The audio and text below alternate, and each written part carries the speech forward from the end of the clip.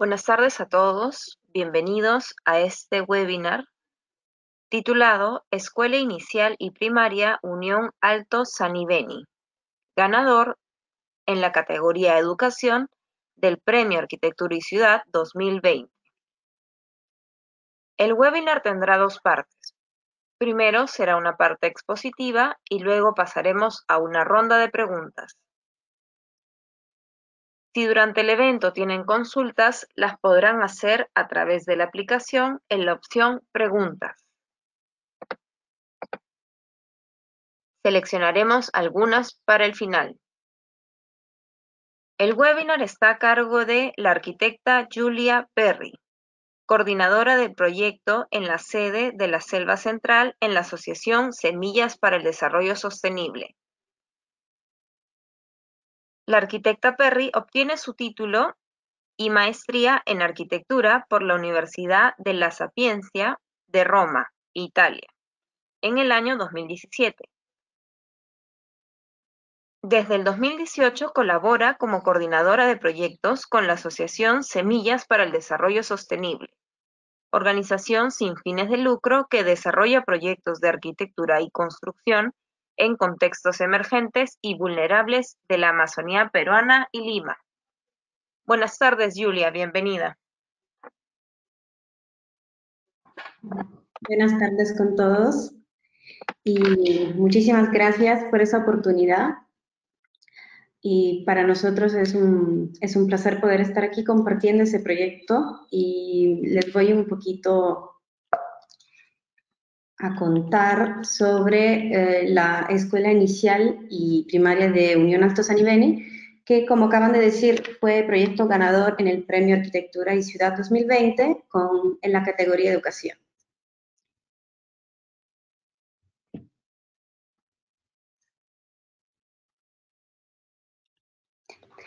Entonces, primero me gustaría un poquito contarles quién somos. En Semillas somos una asociación sin fin de lucro y trabajamos en un equipo interdisciplinario. Eso significa que somos muchos especialistas, muchos arquitectos, pero también mucha gente que trabaja en todos los ámbitos que se van de ahí implementando al interno de cada proyecto. Trabajamos sobre todo en tres ejes de trabajo, entonces desarrollamos investigaciones, trabajamos en temas de enseñanza a través de talleres y en proyectos académicos y finalmente nos ocupamos de proyectos de arquitectura. Como anticipaba antes en mi presentación, nosotros trabajamos en 3 zonas de Perú. Tenemos una oficina en Lima, una en el norte en Cajamarca y una en Junín, en Pangoa. Y entonces abarcamos dos tipologías de paisajes urbanos y rurales completamente distintos. Lo que hoy les voy a contar, es decir, el proyecto de la Escuela de Unión Alto Sanibeni, se ubica en el contexto de la Selva Central y específicamente en el distrito de Pangoa. Este territorio es un territorio muy complejo, tiene una gran variedad cultural y también ambiental, que ha llevado también en el territorio a tener respuestas arquitectónicas muy distintas, desde la arquitectura rural, ancestral, hasta la arquitectura urbana. Y es un territorio que también ha sufrido mucho durante el conflicto armado interno en que Perú ha sufrido entre los años 80 y el 2000, y esto junto con los problemas de narcotráfico y con las difíciles vías de acceso, ha llevado a un progresivo estado de abandono del territorio por parte del gobierno. Entonces, eso se refleja muchísimo, sobre todo en lo que muchas veces se vuelve el único servicio público en comunidades nativas o centros poblados aislados, que es la escuela.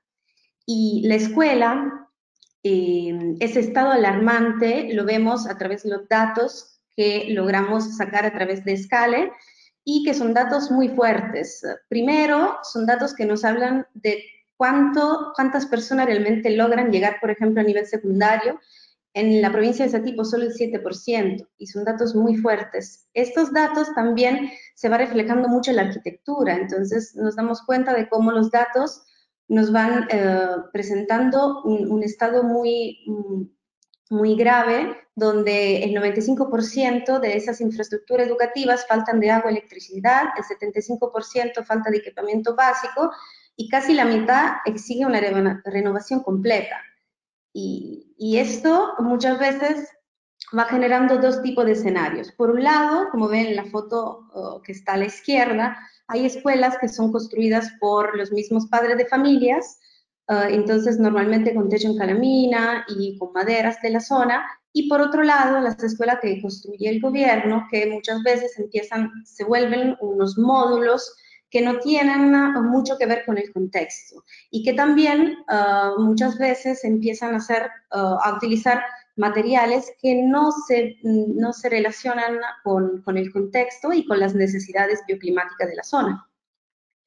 Eso también se refleja mucho en la propuesta pedagógica, entonces nos damos cuenta como niños que aprenden y que juegan a contacto con la naturaleza, terminan marchando para ir a clase, o juegan en escuelas que están encerradas en rejas y con ventanas altas para que no se distraigan mirando el paisaje. Entonces, nosotros nos ponemos esa gran pregunta, ¿cómo podemos trabajar en este contexto tan complejo? Y la respuesta la hemos encontrado a través de la cooperación. Entonces, nosotros como arquitectos, en primer lugar, trabajamos como coordinadores y vamos tejiendo conexiones entre distintos actores. Esos actores son actores locales, gubernamentales y no, empresas, y también son actores internacionales. Entonces, todos esos actores distintos van trabajando juntos en esos proyectos. Es por esto que nosotros, cuando hablamos de proceso, no nos enfocamos puramente en un proceso arquitectónico y constructivo, sino vemos el proceso como la vida del proyecto desde el primer diagnóstico hasta la construcción y el monitoreo. Entonces, un poquito les voy a contar las etapas principales de este proceso. La primera etapa es el diagnóstico rural participativo. Y esto nos permite conocer el territorio, nos permite entender dónde estamos, los recursos que hay en este territorio. Y también nos permite generar una relación con la comunidad o con los centros poblados con que trabajamos de forma horizontal. Entonces, intentamos quitarnos esa idea del arquitecto que llega con todas las respuestas, sino que llegamos con muchas preguntas. Y vamos compartiendo nuestros conocimientos con los saberes locales y vamos aprendiendo mucho del territorio. Y la segunda etapa es la etapa de diseño participativo.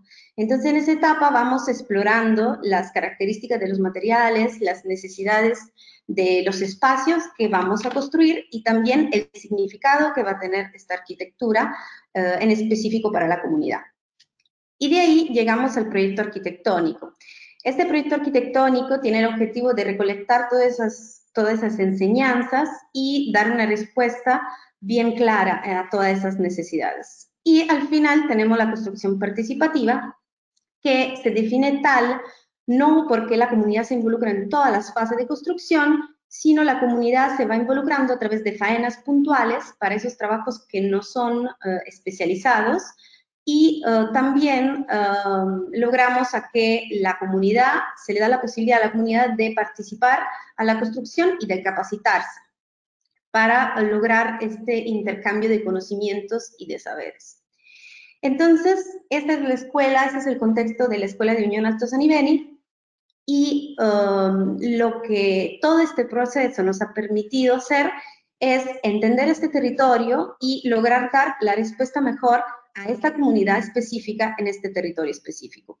Entonces, todo el proceso se va un poquito resumiendo en estas imágenes, donde hemos intentado poner juntos todas las que fueron las situaciones que encontramos, los sueños de la comunidad y las propuestas, donde también nuestro rol de arquitectos empieza a ser un rol pedagógico también, y empieza a dar forma a esta arquitectura que empieza a ser no solo un espacio construido, sino también un espacio vivo, donde pasan cosas y donde siguen pasando cosas y sigue creciendo.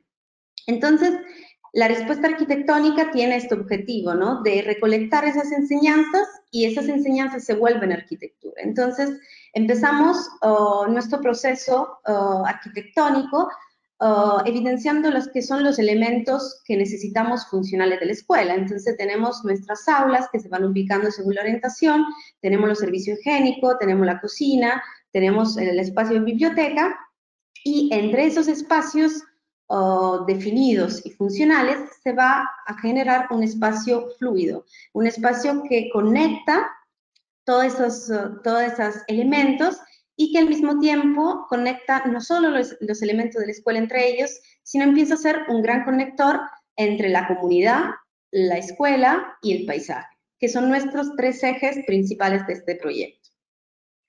Entonces, por un lado tenemos las aulas que intentan un poquito responder a esas necesidades. Entonces, aulas donde se puede mirar hacia el paisaje, donde la misma estructura logra ser parte del mobiliario y todo el espacio tiene como objetivo lo de ser completamente pedagógico. Todas las paredes se pueden utilizar y todo también a nivel de uso de materiales y de colores responde a esas necesidades.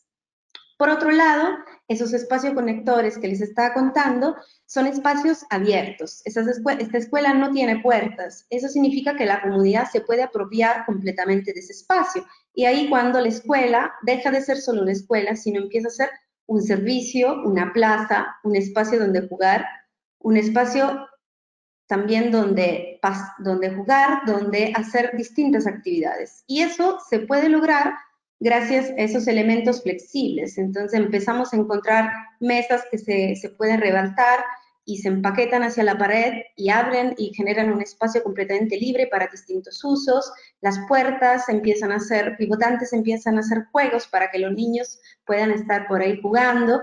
Y también los pasillos no son solo pasillos, sino son mucho más anchos para que los niños puedan jugar, pero que también se puedan sentar y puedan encontrarse.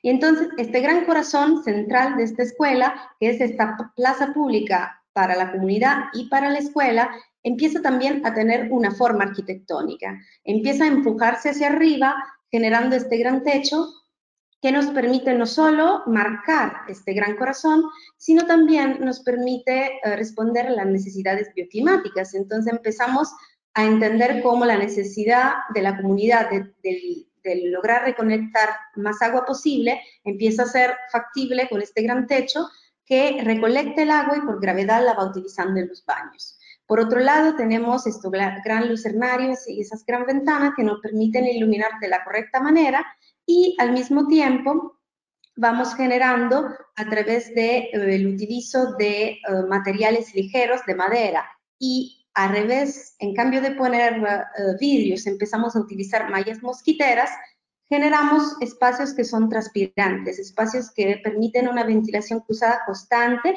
y que al mismo tiempo empiezan a ser un elemento arquitectónico fuerte, donde se empiezan a crear distintas espacialidades, se empiezan a crear distintas profundidades y donde no solo se va generando esta espacialidad, sino también se van generando distintas transparencias hacia el paisaje, que es el protagonista principal de todo este proyecto. Entonces, lo que finalmente va a pasar es que en todos los puntos de la escuela, en los pasillos, en el espacio central y en las aulas, todo va vinculado hacia el paisaje, que al finalmente, no es solo no termina siendo simplemente un paisaje que miro hacia afuera, sino empieza a ser parte del elemento arquitectónico mismo.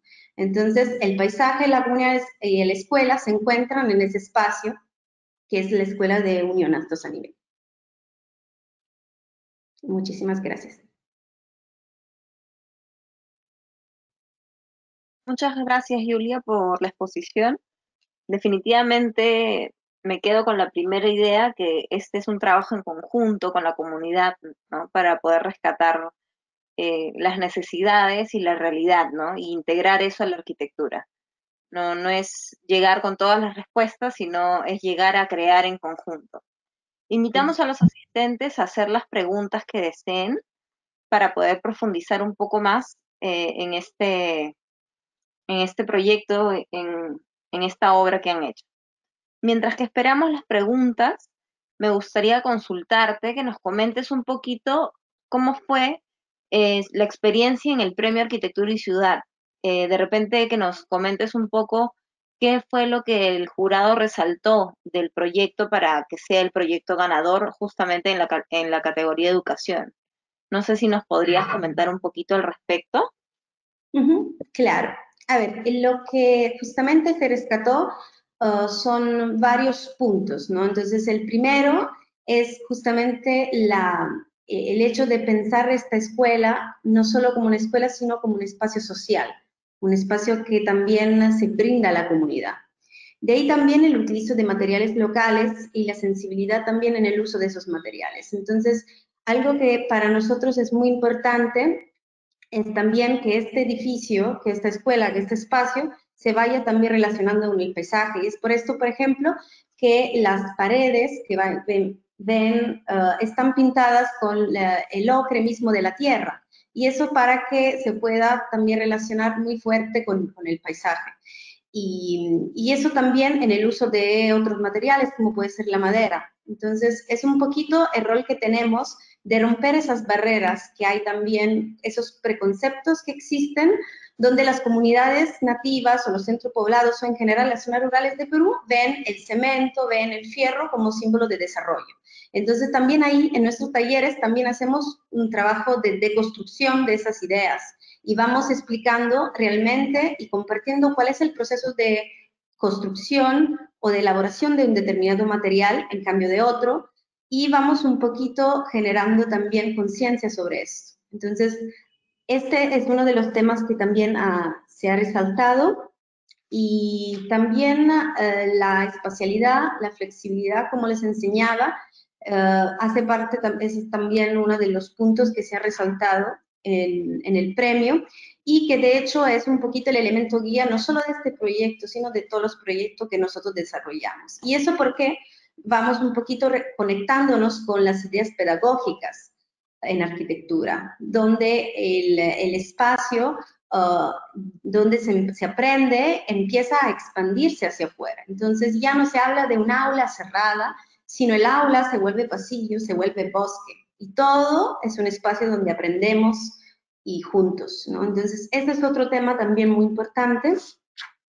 Y también, bueno, el trabajo en cooperación. Y esto también es algo que para nosotros es fundamental, no solo para bajar costos o para lograr tener financiaciones, sino también se vuelve una fuerza muy poderosa para poder dar sostenibilidad al proyecto. Y eso se hace no solo con la comunidad, sino también con todas las empresas, se hace a través del trabajo en conjunto con las municipalidades.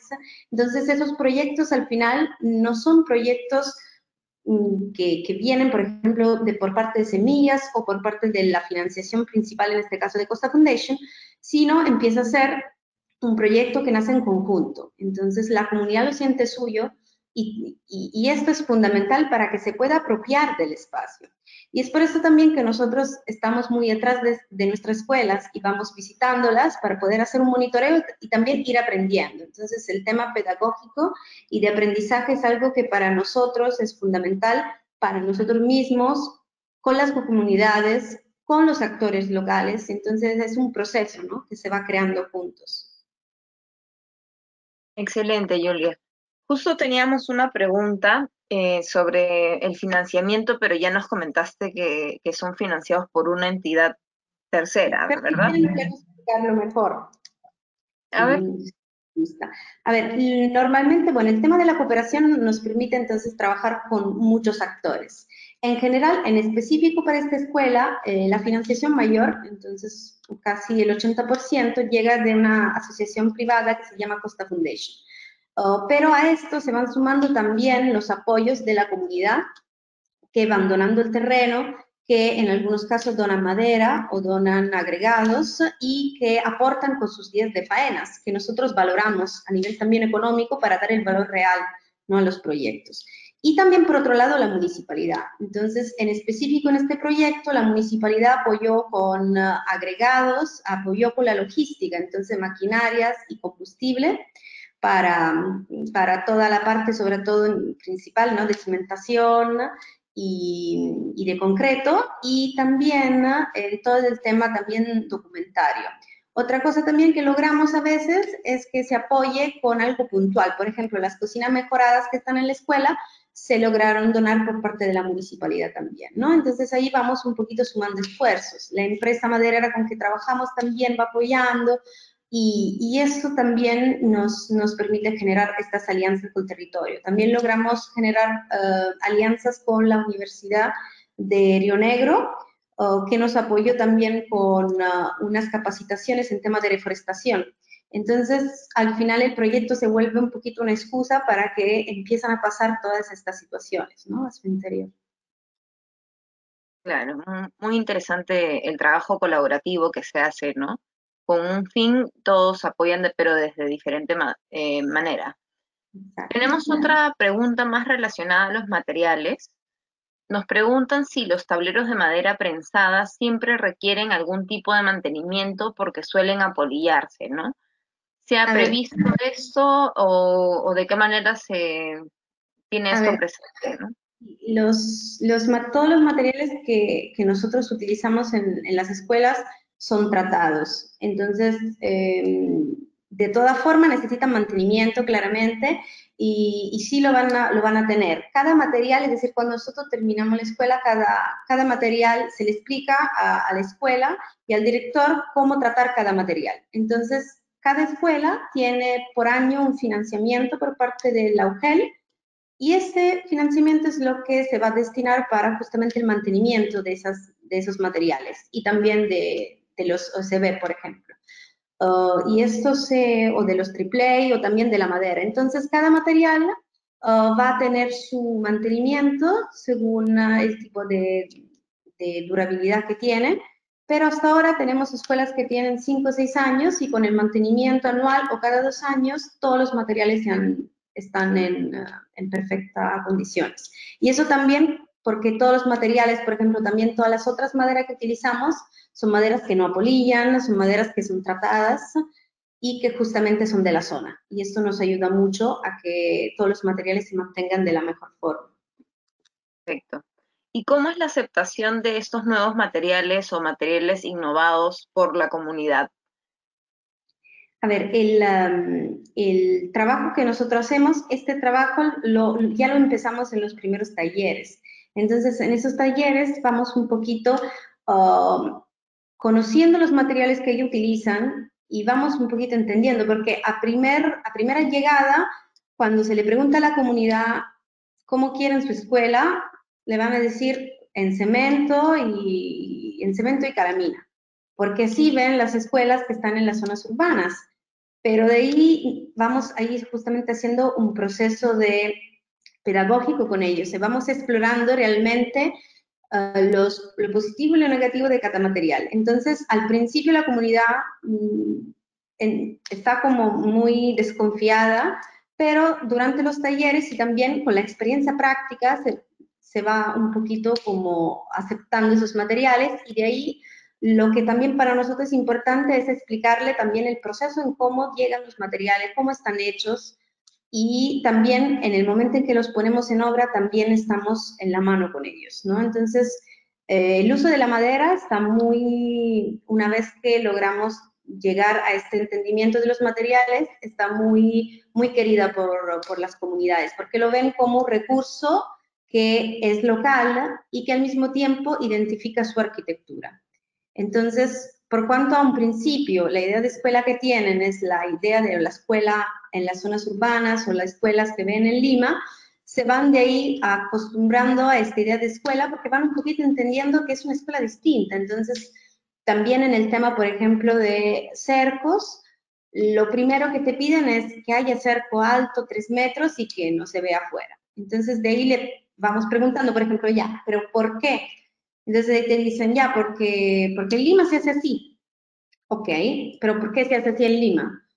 Porque en Lima hay carros, porque en Lima hay mucha gente, hay mucha inseguridad, pero aquí todos viven cerca de la escuela, quizás no sea necesario. Entonces se van también como destruyendo esas ideas y esos preconceptos y se genera un poquito, ¿no? Esta nueva visión hacia la arquitectura. Sí, definitivamente, ¿no? Acá en Lima no sería algo no nos imaginamos un colegio abierto donde el patio donde están los niños jugando en el recreo estén al aire libre con acceso libre, ¿no?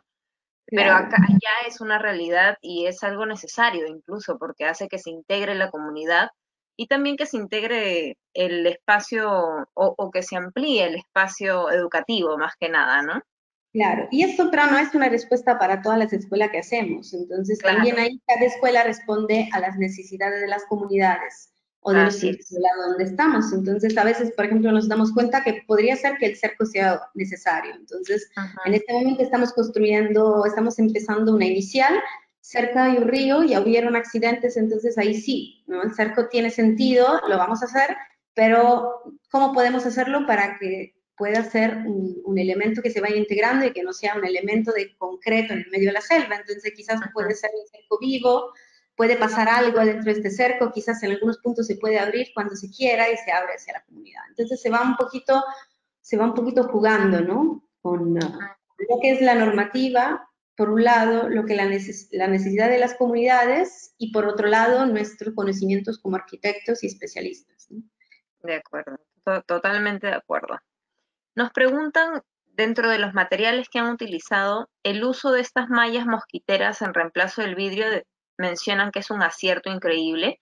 Sin embargo, con respecto al lugar donde se emplaza este colegio, ¿el ingreso de insectos se resolvió con alguna técnica del lugar o con otro método? A ver, en general, todos los espacios y todas las escuelas son abiertas. Entonces, en la selva no hay esta idea de tener que cerrar todo. Ni en las zonas urbanas se encuentran casas completamente cerradas. Y esto es porque no hay un poquito, o sea, esta idea de los insectos es una idea, creo, mucho más urbana. Entonces, no es una prioridad. Lo que sí es prioridad es que no entran animales peligrosos. Entonces, por esto que con la malla mosquitera, que es una malla mosquitera muy densa, como ven, pero también permite una cierta transparencia, logramos a que se logre el hecho de tener seguridad en el espacio, pero esta seguridad no está relacionada con los insectos. Entonces, si ven, la escuela está completamente abierta, pero todos los espacios en las viviendas y también en los espacios públicos en la selva están abiertos. Entonces, además, estamos en una zona de selva alta, entonces no es el mismo clima ni la misma cantidad, por ejemplo, de insectos o humedad que se pueda encontrar en la selva baja. Y eso también, ¿no?, nos permite trabajar así. Entonces, la ventilación se vuelve como una necesidad mucho mayor, ventilación e iluminación para espacios que normalmente son muy calurosos y también muy oscuros. Entonces, normalmente el hecho de hacer grandes aleros en estas escuelas llevan espacios que son muy oscuros, entonces de ahí, ¿no?, poco funcionales para el uso didáctico y mismo la ventilación. Entonces vamos un poquito también, ¿no?, equilibrando las necesidades y este uso de la mosquitera ha sido bastante interesante en el proyecto y es también lo que finalmente da un poquito esta delicadeza también al espacio interior, ¿no? Y Ujú. permite generar todos esos planos distintos que se van entrecruzando entre ellos, entre los distintos pisos y los distintos elementos, ¿no? De acuerdo. Tenemos un par de preguntas relacionadas al tema del acopio de agua. Nos Ujú. preguntan si es con tanques elevados donde se acopia y la caída por gravedad, o es a nivel de piso, y si es lo segundo, utilizan algún motor para impulsar el agua. Por otro lado, para completar el tema del agua, nos piden si podrías profundizar un poco en cómo se está aprovechando este sistema de recolección y si es que esta sería la única fuente de agua que tienen o si tienen una complementaria. Ya, perfecto. Entonces, como pueden ver un poquito en este esquema, la idea es que el agua que se va recolectando llega directamente por gravedad al interno de estos tanques elevados. Y por gravedad sigue cayendo y se utiliza en los baños, que están solo en este módulo de la derecha. Pero como esta recolección de agua no es la única, sino abajo tenemos también otros 2 tanques que ahí sí tienen motopomba, y la idea es también de poder aprovechar no solo el agua de lluvia, sino también el agua de un reservorio que llega a la comunidad, pero que no tiene ni mucha potencia y también muchas veces se queda seco. Entonces la idea es justamente esta, de ir un poquito complementando el sistema de agua que ya tiene la comunidad con un sistema que pueda ser autosuficiente, por lo menos para el utilizo de los baños, ¿no? Porque ya de ahí la cocina sí, por ejemplo, que es agua blanca, sí se conecta directamente con el agua que llega del reservorio de la comunidad. Y esos tanques subterráneos que funcionan de ahí con motopomba, funcionan justamente cuando los tanques elevados están vacíos. Entonces, la idea es lo de ir complementando esos 2 sistemas para que todo el sistema pueda funcionar siempre durante todo el año. Excelente, perfecto. Y en relación a las energías, ¿se ha pensado a futuro que se provea algún tipo de energía eléctrica a través de paneles solares? ¿Están implementando esto en algunos de sus proyectos? A ver, este tema es un tema que normalmente se ve directamente con las municipalidades. Entonces, nosotros dejamos un poquito las comunidades en estas gestiones. Hay comunidades donde hemos trabajado que sí ya tenían sus paneles solares, pero son trámites que normalmente se hacen a través del gobierno y de las municipalidades. Entonces, nosotros, de hecho, casi todo el techo está apto, también la inclinación para que se puedan ir implementando paneles solares. Por ahora no hay, pero bueno, ojalá esperamos que se logre implementarlo, ¿no? A futuro. Esperemos que sí. Bueno, Julia, muchas gracias por responder las preguntas, por compartir este lindo proyecto. Me imagino que los demás que van haciendo también son de este estilo. Definitivamente cada uno adaptado a la zona y a las necesidades de la población, como tú misma nos has indicado, ¿no? No tenemos más preguntas por el momento, entonces quisiera pedirte si nos pudieras dar algún mensaje final o unas palabras de cierre. Claro, entonces un poquito, ¿no? No sé bien el público que estará escuchando, pero creo que de este proyecto, como también de los demás que estamos desarrollando y que hemos desarrollado, un poquito es esta gana de poder un poquito ir más allá de lo preconcebido que nos viene ya presentado e ir un poquito rompiendo esas barreras. Y también creo que el trabajo en cooperación no tiene que verse como algo muy naif o poco profesional en el ámbito arquitectónico también, sino se tiene que entender que la arquitectura es un ámbito tan complejo y tan vasto que necesita trabajar en cooperación y necesita sobre todo escuchar a la gente para que estas arquitecturas al final se puedan aprovechar de la mejor forma. Entonces es un poquito esto, ¿no?, que decía al principio, aprender a no llegar con respuestas, sino a sentarse, escuchar y llegar con muchas preguntas y escuchar esas preguntas y ir un poquito compartiendo y respetando los conocimientos que hay en todos lugares. Excelente, Julia. Muchas gracias nuevamente a nombre de Capeco y a todos los participantes les comentamos que este tipo de proyectos y este tipo de proyectos arquitectónicos son los que participan usualmente en el Premio Arquitectura y Ciudad, ¿no? Proyectos, edificaciones que no solo contribuyen al desarrollo de las personas que lo habitan o de las personas que lo utilizan, sino que impactan positivamente en la ciudad y en su entorno en este caso. Así que los invitamos a seguirnos en nuestras redes sociales para que estén al tanto de más webinars que haremos sobre los demás ganadores del Premio Arquitectura y Ciudad y futuras publicaciones. Nos encuentran en las redes sociales como Capeco Perú o como Capeco TV. Así que si no hay más que decir, con todo sería hasta la próxima y muchas gracias por asistir el día de hoy. Buenas noches, Julia. Gracias. Buenas noches, gracias.